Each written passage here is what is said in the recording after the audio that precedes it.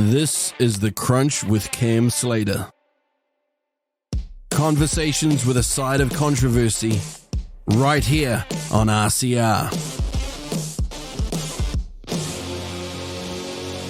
Changing it up this week, we go to Australia and talk to Lushington Brady about the voice, net zero, and the cost of living crisis in Australia. Lushington Brady describes himself as a punk rock philosopher, liberalist contrarian, a grumpy old bastard, and a freelance writer. Lushington's also written a book, essentially an anthology of his writing at the BFD. It's called Shouting Across the Ditch, and I've got Lushington Brady with me now from Tasmania. Welcome. Welcome, g'day, and hello to New Zealand. How are you all? Well, I thought we'd have an Australian perspective on life and politics for the political tragics, just so that we can add a bit more depth so we don't delve into just New Zealand-only politics. So let's just have a discussion, Lushington, about, well, let's start off with the thing that everybody's talking about with Australia, this so-called voice referendum. What is it? Yes. How did it come about? And what the hell has John Farnham got to do with anything? Poor old John. I'm not a big fan, but poor bugger's going through a lot of troubles with illness at the moment, so do wish him the best. So the voice, it's essentially the same agenda in New Zealand as you have with Papua Three Waters. It's a co-governance thing, just by another name. How it came about, it's like a big difference between Australia and New Zealand is that Australia never had a treaty like Waitangi. Yeah. With one possible exception, and essentially because it was impossible.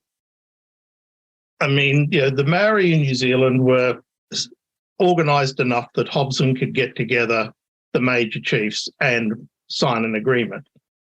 In Australia, they were you essentially dealing with 150 major language groups alone, and each of those would be divided up into, sort of loose sort of tribes, and the basic organising unit was a band, mostly of an extended family, could be a couple of dozen, or maybe 100 or so at most. I think Jeffrey Blaney put it in perspective, said the average pre-contact Aboriginal Australian would maybe meet 1,000 different people in their lifetime. So signing a treaty with, of any meaningful thing with that was just impossible. John Batman did try when he set up his village on the shores of Port Phillip Bay, but that treaty was never recognised by colonial authorities because he was essentially a privateer. And it's probably very unlikely that the Aboriginal men who signed it had any idea what they were doing, what Batman was doing anyway. They probably just thought, hey, this guy's giving us a bunch of gifts, and all we have to do is make a mark on a piece of paper. Cool. Yeah. So there was never a treaty. So, and that became an issue in the sort of 60s and 70s with the rise of the Aboriginal rights movement. And eventually we got to the point where by 2015, I think it was, the government, that was when Malcolm Turnbull was Prime Minister, convened what they called a Makarata, which was basically I'm trying to get my facts straight here. Anyway, it was a consultative group, and they came up with what was called the Uluru Statement from the Heart. Now, as always, they're the left are very good at using emotive language, and it sounds really a nice cuddly thing. It's straight from the heart, but it was actually a very radical document, so much so that Turnbull and the Attorney General at the time, George Brandis, just said there is no way this would ever get past the Australian people. It's too radical. So it went into abeyance. Then I think 2019, Scott Morrison and his government were preparing legislation for an Aboriginal voice to Parliament. And the idea is that special consultative body to speak straight to Parliament on Aboriginal issues. Morrison went to an election before that legislation was finalised or tabled, and it was never spoken of during the election. Albanese never said a word about it, but the very day after the election, when the results were finalised, he announced a referendum, and this time it wasn't going to be legislated; it was going to be in the Constitution, and they've stuck to that since that it has to be in the Constitution. It sounds almost like an argument from the castle, isn't it? It's the Constitution, it's the vibe. It's the vibe of the thing. Very much so, and that's been the issue all along. Like, it took nearly a year before they even announced what the question would be. And what is the question, Lushington? Just for our listeners here in New Zealand. I'd have to look that up. Essentially, its preamble is that to recognise if it's Indigenous Australians or First Nations, I think is the fashionable term these days. Where that's come from, it's basically just been imported from America. And so the proposed question is to alter the Constitution to recognise the First Peoples of Australia by establishing an Aboriginal and Torres Strait Islander voice. Do you approve this proposed alteration? Yes, that's essentially it. But what defines what the voice is? Oh, well, that's been the issue all along. Essentially, Albanese has just said, we'll figure that out once we've passed the referendum. Leave it to Parliament. That's a real slippery slope, isn't it? I mean, really. Yeah. And nobody is really, even the people proposing it are contradicting each other. Linda Burney, the Indigenous Affairs Minister, said, for instance, it won't be able to say anything about changing the date of Australia Day. Whereas Thomas Mayo, who is the chair of the S23 campaign, straight up said that would be one of the first things we'd look at. The other question has been, would it be what they call justiciable, which means if the government, because that's another thing, what happens if the voice recommends something to the government and the government says no? If it's justiciable, it means that the voice can then take the government presumably to the High Court and have it ruled on there, where some of them are saying, well, no. Well, I think Robert, one of the sort of legal people behind it, basically said, on most matters it won't be justiciable. I mean, most matters isn't it? So it's they're having an each way bet all the way. But even if it isn't, I mean, what is going to be the comeback for a government that tells a constitutionally enshrined body no? Well, I mean, you mentioned about all the different peoples, nations, languages, etc. Yeah. How is someone going to be appointed or chosen to be part of the voice? Again, that hasn't been finalised. The campaigners point to the Langton-Culmer report, which was the one actually drawn up for the Morrison government. And that is essentially that, it'll go to local bodies, they'll elect somebody. But still, like, how many people will be on it, how they will be chosen, etc., isn't finalised at the moment. There's no draft legislation in place. The Culmer-Langton report is just that, a report. I don't think it even has the status of a white paper. So the Australian public are being asked to vote on a proposal that is pretty much an open door with no defined goals, ideals, or even numbers of people who are supposed to represent this voice. Do you agree with the voice, and we'll sort it all out later? Yeah, and they've been very tricky with the referendum question in tying it to the idea of recognition as well. That's another issue entirely. Should the Constitution specifically recognise Aboriginal Australians? People point to say the Canadian Constitution, the Finnish Constitution, which do recognise their Indigenous peoples, but no campaigners say in response to that, well, the Constitution refers to the Australian people of every state and territory, and surely that includes Aboriginal Australians. Are they Australian or not? Mm.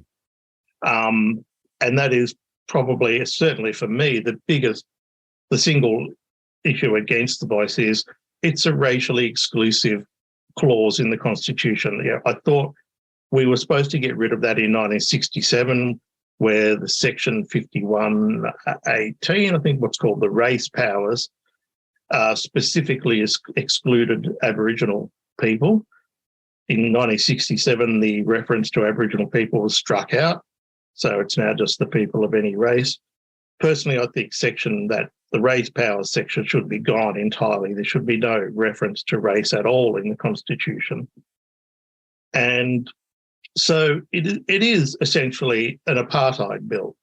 Yeah, people say, oh, but apartheid was just South Africa and discriminating against black people. Well, technically, yes, but that's like saying, well, democracy only applies to landowning males in Athens. Yeah, that's what it was originally, but it's become a blanket term, and essentially apartheid is any exclusive privilege or granted by law to any racial group, and that's exactly what the voice is. And that's like the astonishing lie of the Yes campaigners. They say it's not about race. How is it not? I mean, how are Aboriginal Australians not a race as much as, say, Irish, Greek, Italian Australians, British Australians? Well, it's interesting because from a Kiwi perspective, we're looking at this debate in Australia and saying to Australians, don't go here. You are heading down the same path that New Zealand has headed down, and particularly in the last 6 years, and with our government in New Zealand introducing race-based policies, medical apartheid, all sorts of various different ways to separate elements of society, and race being one of those. We've even had this government split the health system in two, into a Maori health system and then everyone else. And it's even come down to, and at Auckland Hospital, for example, if you're a Maori, you can pay $3 for all-day car parking, but if you're anybody else, you pay the going rate on the parking buildings near the hospital. Mm.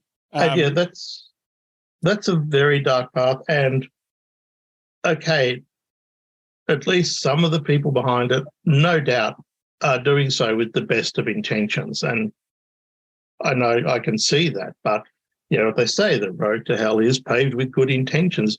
I mean, no one would deny that Aboriginal Australians are disadvantaged, but is this the route we want to take to fix it?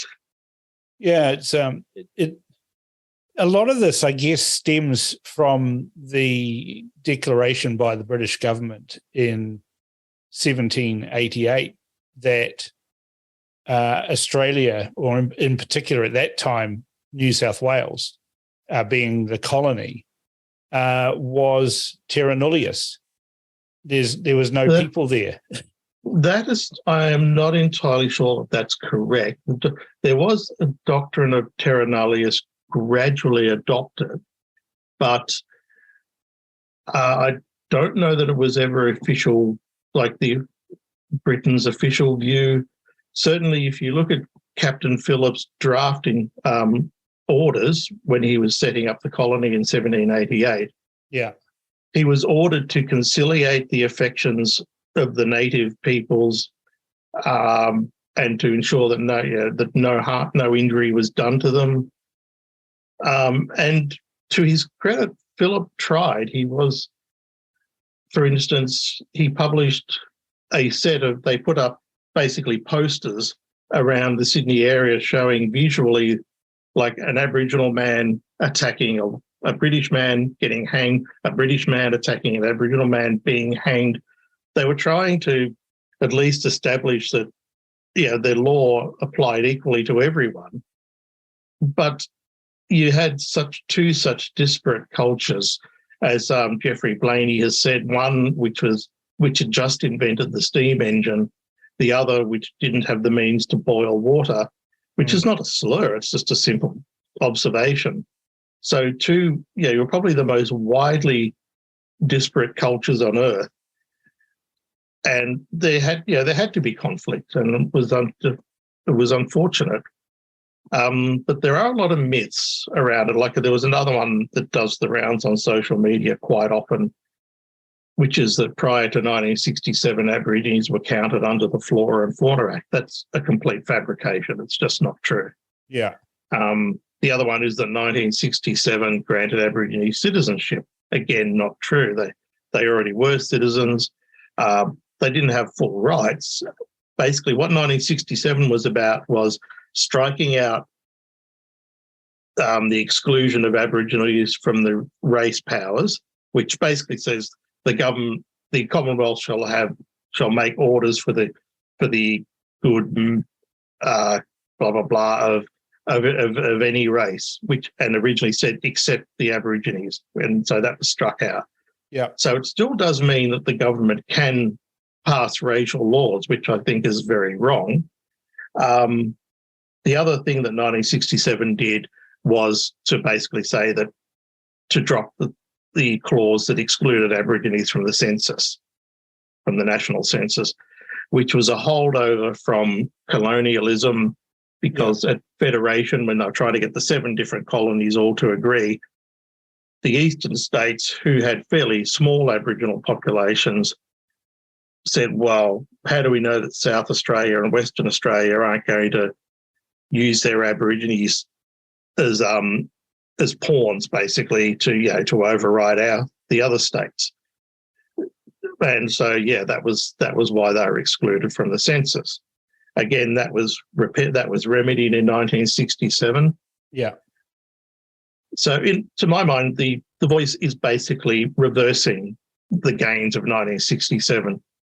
In 67, we took racial exclusion out. In 23, they're wanting to put it back. Which is exactly what's happening in New Zealand too. I don't think in a positive way it's contributing to New Zealand. You're seeing a division in society based on race. And, we all protested that when South Africa was doing that. And for some reason, it seems to be okay to be heading New Zealand and now Australia down the path of racial division, and then on all of the polarization that comes along with that at the same time. But, yes. But it's not going too well for the yes people, though, is it? I saw a poll the other day that showed that they're now well in the minority now, and the anti-voice vote is growing, whereas the yes vote is shrinking. Yes, and that's it. The yes vote peaked around the time the referendum was announced, and since then it's been constantly going downhill. And I mean, initially, as you would probably expect, older voters and men were more opposed. More conservative states like Tasmania, Queensland were also more opposed, but that has steadily reversed. Because the thing to understand about Australian elections is it's not a simple national majority. Referendums. Yeah. I'm not sure how it works in New Zealand.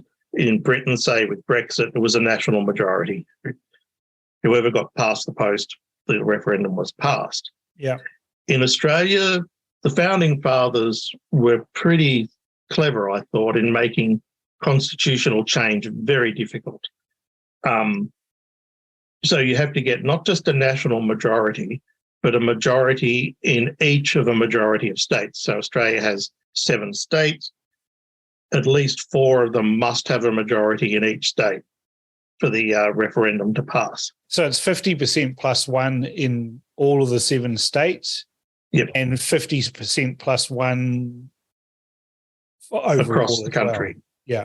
Yeah. So it makes it almost impossible to change the constitution in that manner then. So Albanese's, gone all in on this.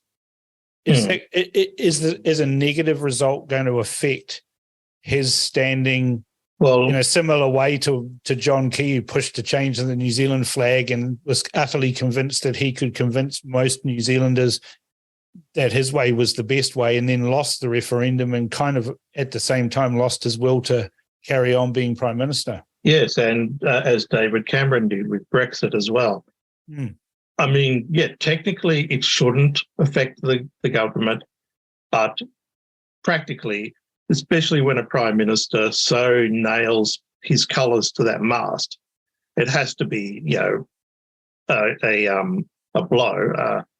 Because as I said, Albanese announced the referendum out of nowhere the very day after the election. He's declared that it's the number 1 priority of his first term in government. Note the hubris there, first term, not only term. And that also, I think, has been a big factor in the growing no vote. Australia, we've got a cost of living crisis, we've got a housing crisis, we've got an energy crisis, and the government's number 1 priority is a race-based referendum. I guess you could cynically say that Albanese is getting this out of the way in the first year of his government, because you have 4-year terms. Yeah. If he gets it out of the way, the no vote wins. He then essentially has 2.5 years to make everybody forget about it. I think that's quite probable, and also, I think he wanted his big moment. John Howard had the Port Arthur gun law reform moment. Kevin Rudd had the national apology.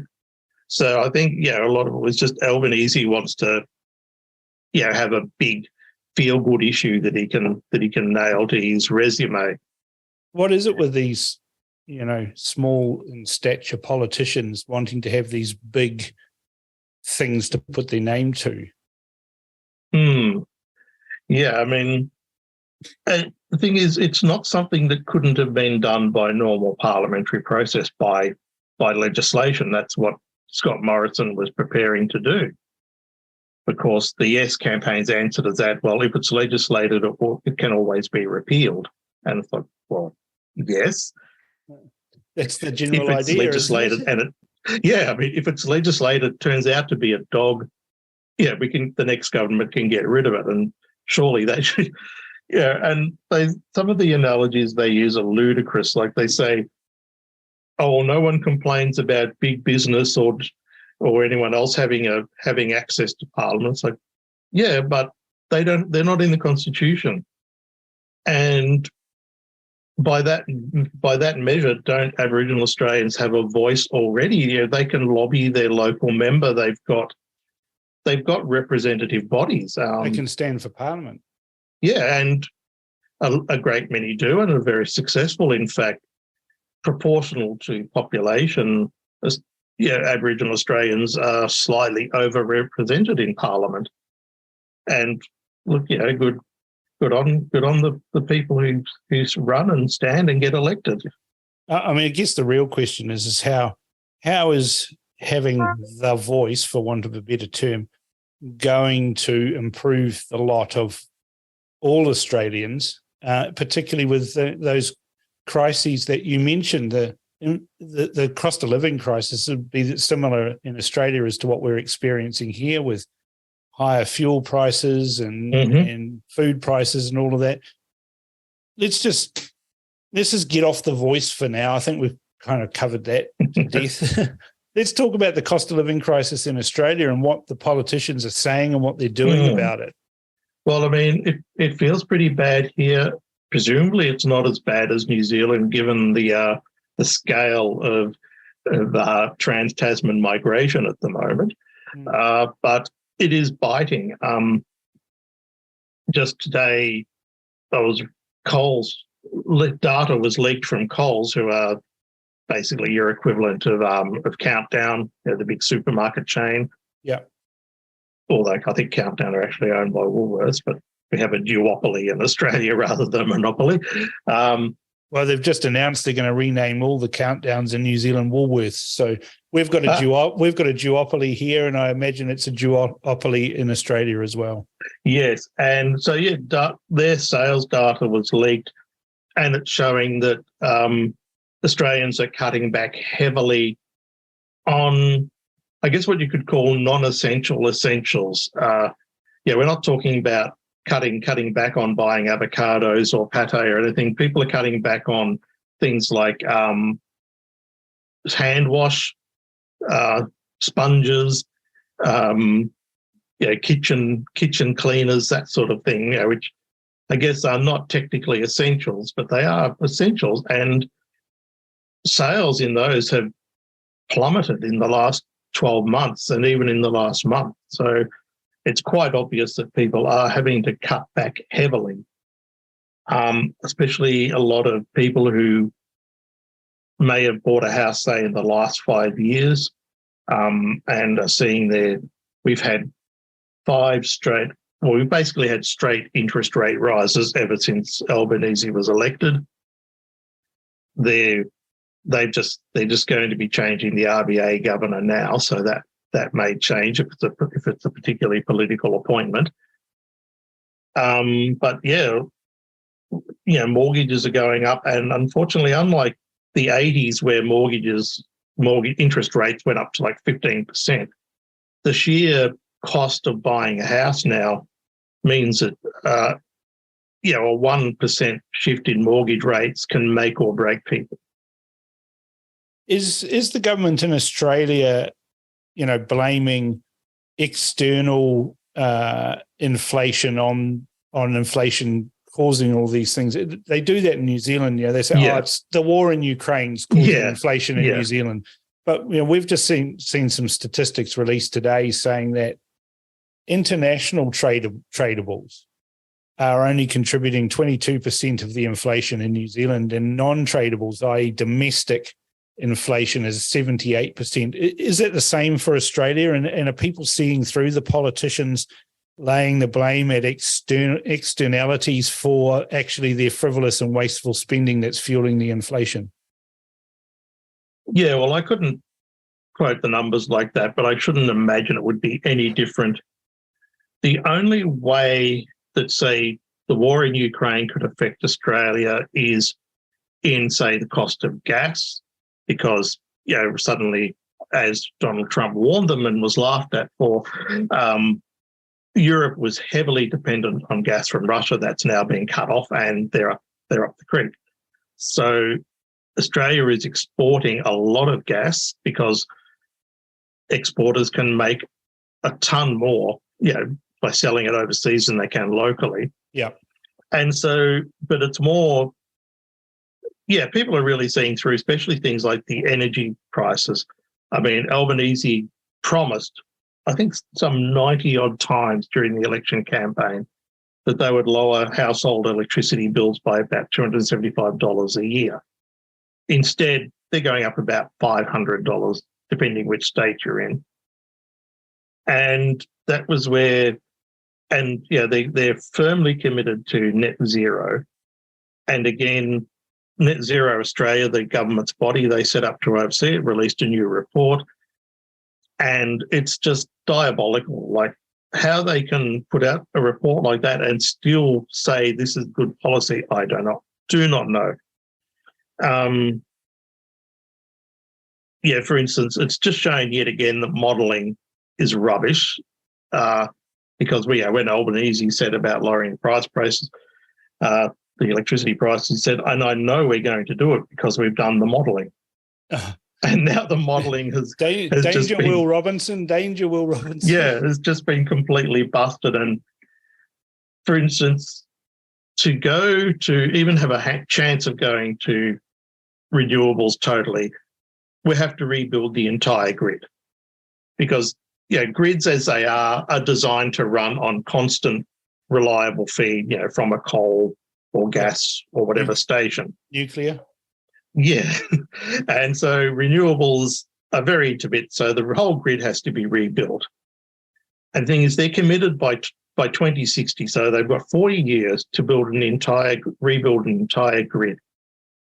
And that doesn't count then. And they initially estimated that at costing only 78 billion, I think it was, or around 80 billion. Their new report now says 1.5 trillion. That's an estimated cost, and that's just for the transmission lines on the first, to rebuild the network. No, that's just to rebuild the network, to build the generation and everything else. We're looking at $7 to $9 trillion in 40 years. I mean, our annual GDP is 1.5 trillion. As we've got a post coming up in the BFD today, right? It would essentially mean we would have to add the equivalent of the cost of health and welfare, which are our two biggest budgetary costs. We would have to add that again every year for the next 40 years. It's equivalent to what we spent in World War I on defence. Wow. I mean, our politicians in New Zealand don't yet use words that start with T. They use words that start with B, but the sums involved. I mean, I was talking to a electrical engineer the other day, and he was telling me about this push for electric cars in New Zealand is going to hit a roadblock. And I said, well, what sort of roadblock? And he said, well, in every suburb in most streets, there's a big green, electricity transformer in there. And he said, yeah. I said, yeah. He says, well, they'll all overheat at about 6 o'clock, 6:30 each night when someone comes home with their electric car and starts plugging it in. There's more and more of them being plugged in. That's going to require a massive drain on electricity, which is fed through that transformer, which isn't designed to do that and have that load. And so you're going to start seeing brownouts when you hit about, 15 to 20% of the vehicles on the road are electric. Yeah. And we've got the same problem here, where our electricity reticulators and the electricity sector is talking about investing in renewables, but what they're not talking about is upgrading the grid. And we're even more exposed because we've got a cable between the North Island and the South Island, and most of the power that's generated in New Zealand is generated in the South Island, and it's exported to the North Island. But that cable is at capacity. So if we want to create more generating resources and more supply, you have to build it in the North Island, not the South Island. And the North Island's not conducive to it. So we've got this massive infrastructure. And then I'm told that the cost of putting a second cable across Cook Strait is in the billions. And no one's talking about that. But it sounds like Australia's got the same problem, that you just don't have the infrastructure to support what these wet dreams of these politicians. They just assume that it will happen. Pardon me. Yeah. So, like they talk, for instance, the report itself acknowledges that it will have to cover pretty much about half the area of Victoria. So you're probably looking at about roughly half the area of the North Island with wind turbines and solar panels.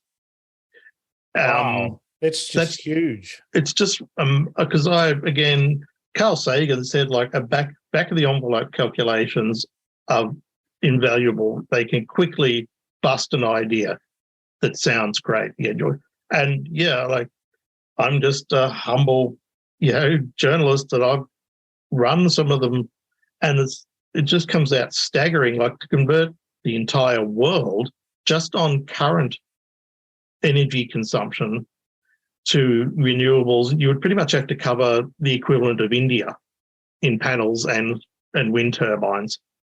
So, of course, there's the environmental cost of that. And they just make assumptions so heroic. They could leap tall buildings in a single bound for, where are you going to get the people to build all this stuff? We already have a skilled worker shortage as is. And you've got to assume that the rest of the world is going to be doing the same thing. So there's going to be a massive shortage of skilled workers. The materials will be in very short supply and incredible. They'll just go up in price because, more people will want them. Then there's things like, the battery. They like to brag about their big batteries. The one in South Australia, I think, I'm not sure if it still is, it was the biggest in the world. It can only supply a few minutes worth of power. And the other thing that people forget is that household electricity is only a fraction of total energy consumption. There's other things that run on oil and gas and coal, things like transport, industry.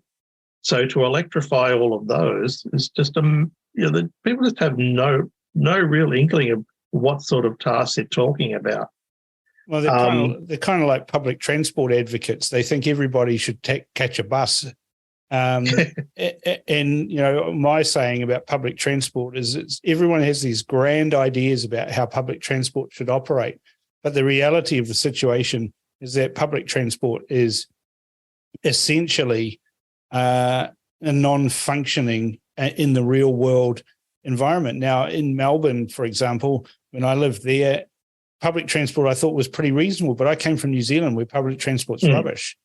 But the reality is most people like the convenience of their private motor vehicle, and they'll have that prized from their cold, dead hands long before they'll take a tram or a bus or cycle or God forbid, they walk anywhere. And the politicians.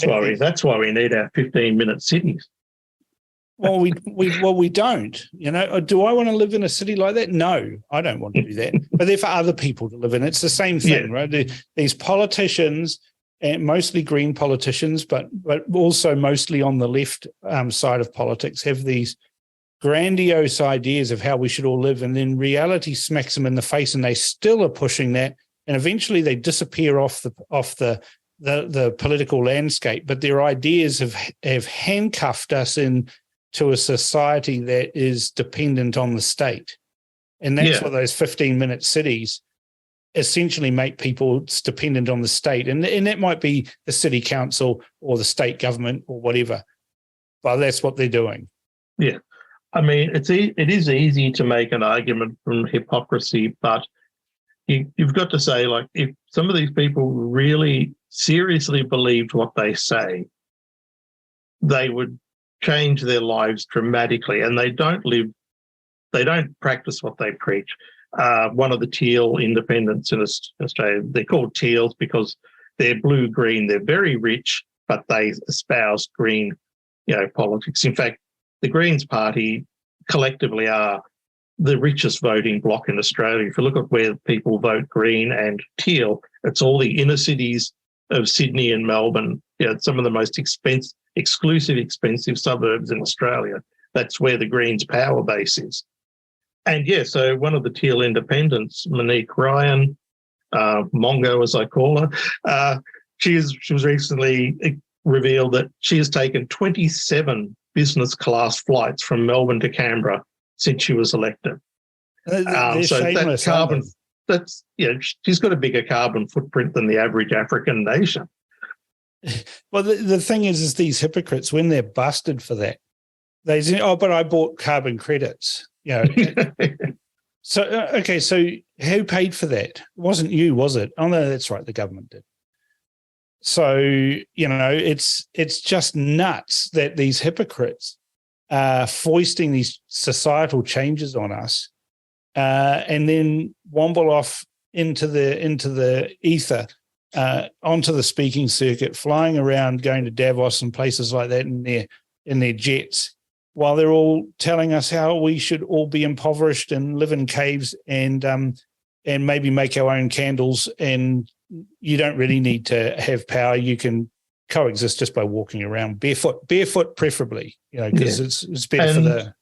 It's astonishing how, I mean, these people aren't stupid, but it's astonishing how ignorant they are about the very things they talk about. I mean, Steve Koonin, who is by no means a denier, he was the science advisor to the Obama administration.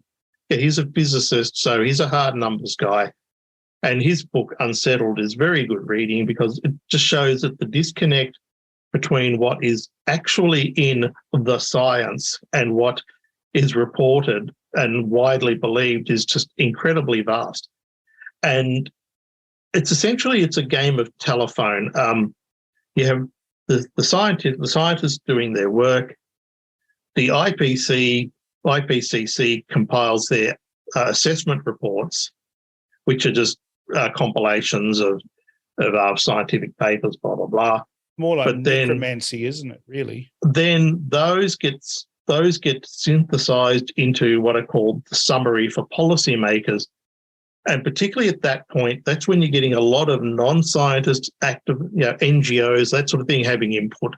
So it's dumbed down and put into the summary, and then the politicians and the media actually only ever read the press releases that accompany the summary for policymakers. And the press releases are another remove from the actual science.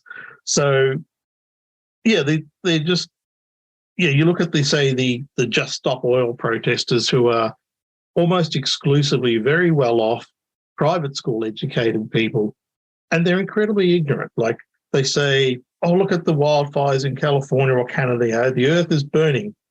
And it's just not true. NASA themselves say that global wildfire has decreased by 25% in the last decade. So, the world isn't burning, it's burning far less.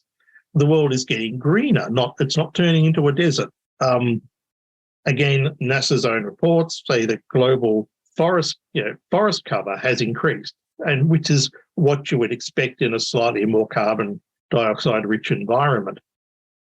So essentially, there's no real evidence at all that. The thing is, climate change, it has some downsides, but it also has upsides. For instance, more greenery, more food. So there is a balance, and the best evidence is that there is not going to be a net negative until at least the end of the century. So imagine us saying to people in 1900, well, you can't have motor cars, you can't have coal fires, you can't have electricity, because in 100 years, people who are already going to be immeasurably richer than you, are going to face some consequences. They'd have told you to go to hell.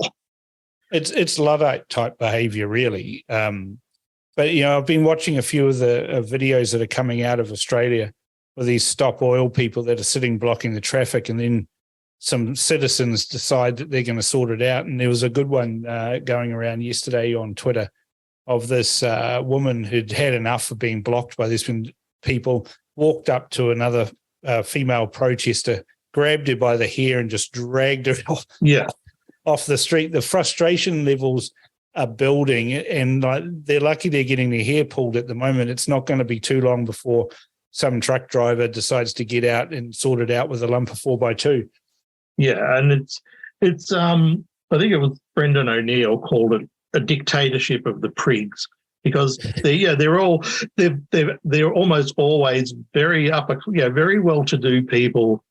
They're the idle rich, basically, and who are sitting around finger-wagging working class people, just who are just trying to get to work or do their job. Well, I put a lot of these problems that we're facing, and some of the ones that you've addressed today, down to the fact that conservatives don't fight.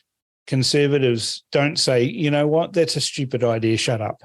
Yeah. We just say, oh, that's nice, dear, thank you for your opinion. And then we actually don't see the danger of allowing those people to keep pushing their opinions out there till you get to the ridiculous situation where we have these kids that are stopping vehicles on the road, where you have boys who think they're girls and girls that think they're boys, because nobody's actually said, you know what, no, that's stupid. Go to your room. Yeah. Go to your room. You're on timeout until you get a hold of yourself. And it's kind of the nature of things. I mean, most people aren't that interested in these. They just want to go to work, do their job, go home, hang out with their families. Yeah, they're not interested in being activists or that sort of thing. Unfortunately, they may not be interested in being activists, but activists are very interested in them. Oh, yes, very, very, especially the useful idiots. Yeah, and so it eventually does come to it. Once people start seeing it in their daily lives, it comes to a crunch point, and unfortunately, it can get nasty. Which is whereupon the left sort of say, "Oh, look, look what they're doing to us. They're being mean." It's like, well, yeah, they've had enough. But in New Zealand, net zero has turned out to mean that we stop our oil and gas industry, that we have some of the largest coal reserves in the world, and of particularly good anthracite coals and things like that. We've got some of the best, but we're not digging it up. We're not using it. We're net importers of dirty Indonesian coal. Yeah. And Australia is insulated a little bit from that because so far the mining communities and the politicians have realised that Australia's external income that you get from exporting goods like coal, like oil, like gas, those sorts of things. And you mentioned right at the start, you're exporting gas to the Europe because the Ukrainians or the Russian pipeline's been destroyed. These are all things that are helping the Australian economy, and pretty much I think the Australian public gets that, apart from those inner city, young people who've never wanted for anything in their life and have the latest cell phone and all the accoutrements of wealth that go with it and can't afford to sit on the street and annoy people. Yes, well, you had the very telling incident was before the last election. I can't remember, it was a few years ago. Bob Brown got his caravan of something. It was an anti-coal thing, and it was just basically the usual gaggle of what I call the nosy nanas, the retired leftist boomer ladies and student radicals. And they had a little caravan that trundled up the east coast of Australia. And when they got to Queensland, they didn't know what had hit them. There was entire towns just lining the streets to abuse the shit out of them because, it was their livelihoods on the line. But you mentioned Australia. Australia has vast reserves of coal and gas. Australia also has vast reserves of another potential energy source, which you did mention briefly before, and that's nuclear. Yes. Australia also has some of the world's largest known reserves of thorium, which is a budding nuclear technology and a very promising one at that. Yeah, thorium reactors are real interesting. It's a whole nother discussion. So, and that's where, becoming opposition leader after a loss is always a poisoned chalice. So it's, Peter Dutton is unsurprisingly struggling in the polls, but he's not the most telegenic chap. It must be admitted. He's an ex-Queensland copper, and he looks it. Yeah, but he's finding some. I think he's finding some points of difference, because the problem, of course, is that, like National and ACT in New Zealand, the Liberals, particularly in Australia, are hopeless. They think that the only way to get elected is to basically be like the Greens, but just wear a better suit. So you've got. I'm not sure that's I'm not sure that's a winning proposition, but I guess they're going to find that out. Fairly sure, and certainly the National Party is going to find out that being just like Labor but a little bit less rubbish is not a compelling reason for people to change their vote. No, and they only have to look at Tony Abbott. I mean, again, Tony Abbott was absolutely hated by the media. And look, back in the day when I was still a Labor voter, I detested him as well. But then one day, I just, out of curiosity, I picked up his little manifesto, battle lines, and read them. But this is actually a pretty smart guy, and a lot of what he's saying is not at all unreasonable. And what Abbott did was when John Howard lost government, it was a landslide for Kevin Rudd. Kevin Rudd had the sort of popularity that Jacinda Ardern could have only dreamed of. He was running like 70% approval in the opinion polls. And of course, we all know what happened after that. But to his credit, Tony Abbott turned that around in just one term to going from a landslide loss to coming within a bee's dick of getting government back. If it wasn't for the two so-called conservatives in New England, Rob Oakeshott and Tony Windsor, they would have had government. Yeah. So, and then it was another term after that, and they won. And Abbott did that by not being woke, not being weak and wet.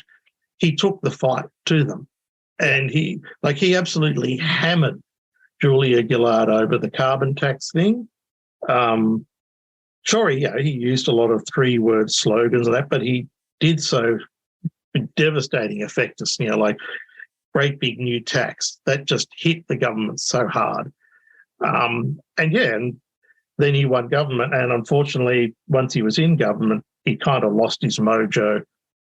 Like, they tried to do the classic thing of put all the bad stuff in your first budget, and of course it generated a massive backlash, and they got spooked, and the party dumped him and put in Malcolm Turnbull instead, and then went up with Scott Morrison. Of course, Abbott also made a massive mistake of thinking that he could get away with breaking an election promise in his first term. Nobody cared. And the thing is, Australians had had enough of that. With Julia Gillard, like the day before the election, says very clearly there will be no carbon tax under a government I lead. Makes a deal with the Greens and brings in a carbon tax. So Australians were really jack of being taken for mugs like that. So when Abbott said, I think it was they won't be changing pensions. First budget, they changed pensions. That was a pretty fatal mistake. Yeah. But, he just showed that, a politician with a bit of mongrel, like a conservative politician who's just got a bit of mongrel, who ignores the media, because, they seem to think that they can get the media on side. That's never going to happen. No. I mean, Malcolm Turnbull was beloved by the media until he became a Conservative Prime Minister, and then they turned on him. Well, the problem with Malcolm Turnbull was that he was just a rich kid blowhard who liked to talk himself down as being the everyday bloke of Australia, and he just so wasn't, Yeah, well, I mean, he didn't grow up in a commission house with a single mother like Albanese, as he'll tell anybody who doesn't want to know. But so Dutton needs, so like to look, you look in, say, Victoria, the Liberal leader there, John Pasuto, he's just pathetic.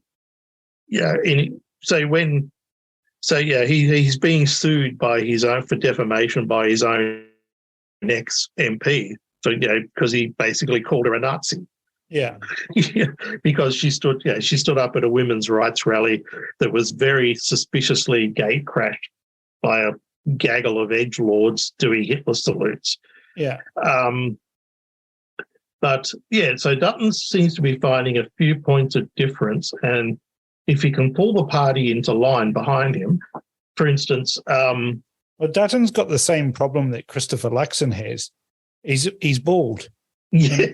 Right. And like, people criticize me for saying that, but the facts show that bald people generally don't get elected to leadership positions.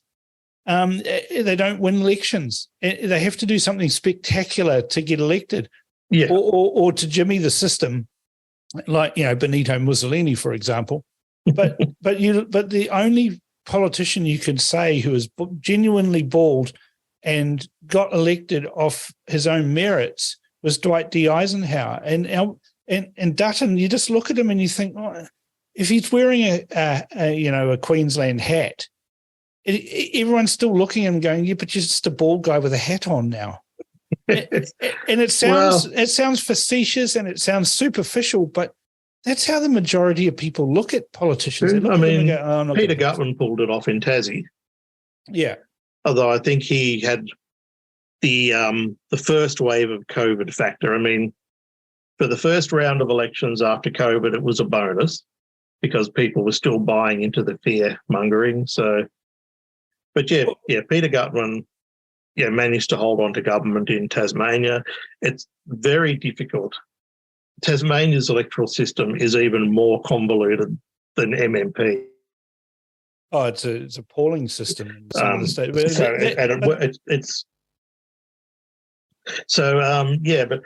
I say, Dutton is doing like no referendum, and it's like only 8 out of 44 referendums, going back to that, in Australia have ever passed.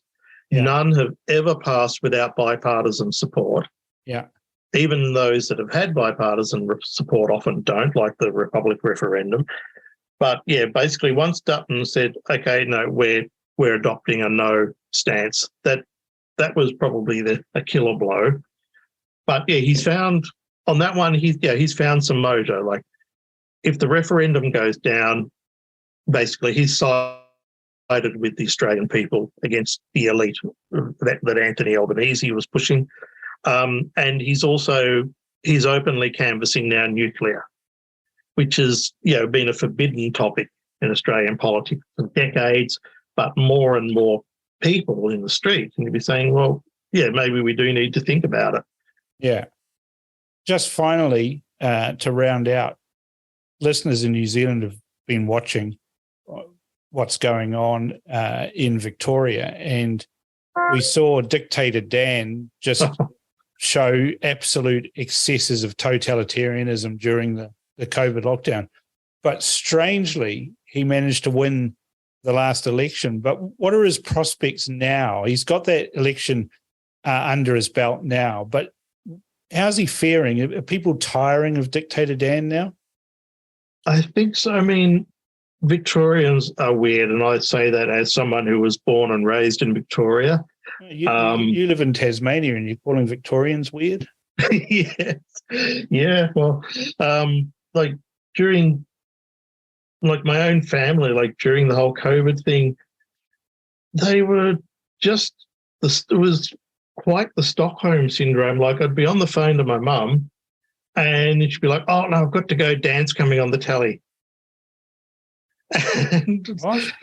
Yeah, they were glued to it. I mean, and they are utterly convinced of things that are just not true. Like this, they're like, oh, Dan saved Victoria from COVID. It's like, no, he didn't. Victoria had the worst COVID outcome of any state in Australia, and that was once it all happened after he put in lockdowns.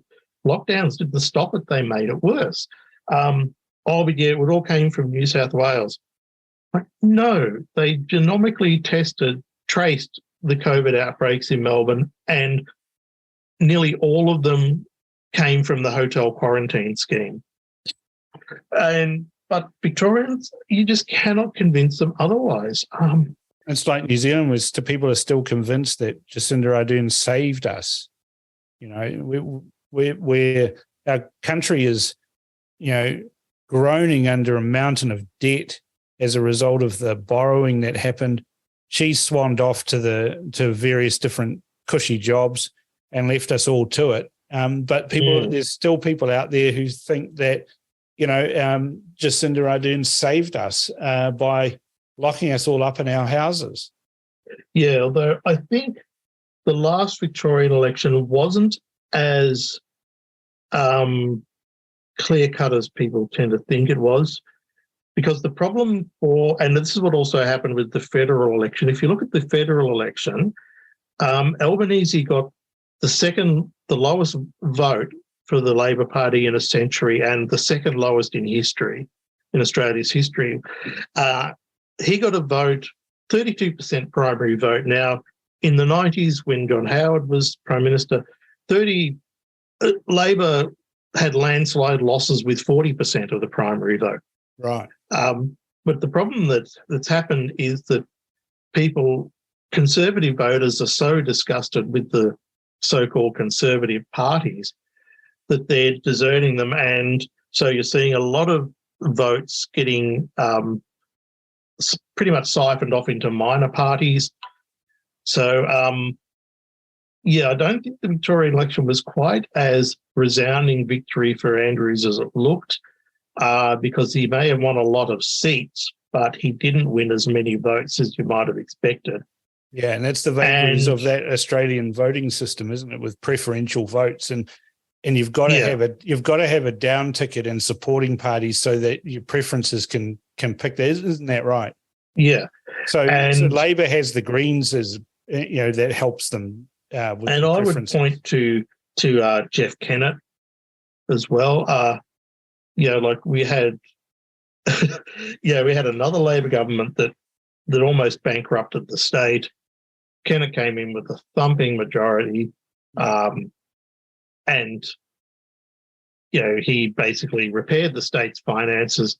The next election, he seemed to win pretty convincingly again, but you could tell that there was an undercurrent. And then the election after that, basically hubris got to him. The election after that he was tossed out. And it was definitely hubris comes before a fall. One thing I particularly, because I still lived in Victoria at that time, I particularly remember, like, their election campaign was Jeff Rules. They thought they were being really cute and going for the young vote and that sort of thing. But I think that got on the nose with a lot of people. Like, he's supposed to govern, not rule. And there was a very, very famous interview he did with John Fain, who was like, the king of talk radio in Melbourne. And basically Jeff Kennett just refused. He just stopped talking to him. Like, he was asking him a few hard questions, and Jeff Kennett literally said, well, I'm not going to answer that. I'm just going to sit here and drink my tea. And then there was just awkward silence, and it did not play well for him. And of course, Labor put up a much younger Steve Bracks back then, didn't he? Because I was living in Melbourne at the time when that election happened. And, Steve Bracks came through, had a promising good start to his government, but in reality ended up essentially being labelled as corrupt. And that was the end of him. But it's been Labor governments ever since. There hasn't been. Yeah, I think all but 4 of the last 25 years have been Labor governments. Mm. I have a feeling that old dictator Dan will bow out. He's got his statue on Treasury Place, again, thanks to rule that Jeff Kennett brought in. So, which I imagine will be a fodden target for vandals for many years to come. But, I think he'll be out while the getting's good, and his successor will be left to carry the can, much again as John Cain did. He quit and dumped it all in Joan Kerner's lap. So, and she never had a hope. And look, Kerner, she was a leftist. She was from the socialist left of the party, but I don't think she was an entirely bad politician. But she never had a chance. So, no. And that whole thing of just dropping the ball, I wouldn't put money on it, but I would not be surprised to see the voice referendum called off. It's not locked in yet. Basically, once they announce a referendum date, then by law they have to hold it, and they haven't yet. And now they thought he would probably announce the referendum date at the Garma Festival, which is an Aboriginal cultural festival next month. Yeah. And he said, no, they won't be announcing it till September at least. Well, he's running out of time to get it done, and he's already been in power a year. If he leaves it much longer, it's going to run into the second half of his term, in which case it could negatively affect him. But yeah, so I've got a feeling, I've just got a little niggle that it might I'll actually just make be... a note of this prediction, Lushington, and we'll see. We'll see if it comes true in another episode. But we know what's going to happen if it's either dumped or if it loses. They will just, we'll just be screamed at as the world's as racists, or calling and insulting voters, as Hillary Clinton knows, works really well. Yeah, it generally doesn't work as well as the politician who issued the insults think it was going to work out for it. But it's been, even the very fact of calling the referendum has by nature been divisive. And if you look at, say, American politics, Obama, I think, is responsible for a lot of the problems, cultural problems that grip America now. He reignited race in America in a way that no politician had done for decades. Even during the primaries he played the race card against Hillary Clinton, because, as people conveniently forget, it was the Clinton campaign who started the whole birther argument. Yeah. And of course, the Clinton campaign are the most dirty and despicable you can imagine. You look at the birther campaign they mounted against Obama, and then later they mounted a similar one against Trump. That it was the Hillary Clinton campaign that hired, a Steele to create this dossier, which had all sorts of juicy details in it, which were completely made up and actually a fantasy and imagination of Steele. But the media just ran with it all like it was verbatim, and it's all been proven now that. So I think rubbish. There's not going to. So I think just the very fact of having this referendum on a racial issue has been incredibly divisive just by its nature. So I don't think as it looks, we will probably dodge a bullet and vote the referendum down. But there's not going to be a lot of real winners from it, because it's set up some really divisive, nasty politics. And it's unfortunate, but that's where it's going to go. Well, on that note, I think we will wrap up this segment of the political tragics from the Australian point of view, from Lushington Brady. Perhaps you might like to tell readers or listeners where they can get their book from. Oh, yes, of course. Yes, a great read. It's available from Amazon on Kindle ebook and in paperback for print on demand. And it's what I call a good toilet read. It's it's lots of short articles. You can read one or two while you're contemplating the world.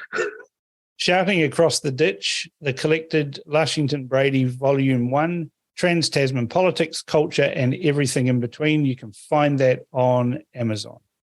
I found that discussion about the voice referendum fascinating. Lushington believes it's likely to fail or get pulled to save Albo the embarrassment of a loss. Net zero appears to have a multi-trillion-dollar price tag. Yeah, that's right. It's with a T. And that's giving the politicians kittens as they try and justify impoverishing their nation for a fanciful idea such as net zero. And the cost of living in Australia is as bad as it is in New Zealand. And they've got the same problem that we have here, politicians that refuse to acknowledge that they're part of the problem, not part of the solution. This is The Crunch with Cam Slater. Conversations with a side of controversy, right here on RCR.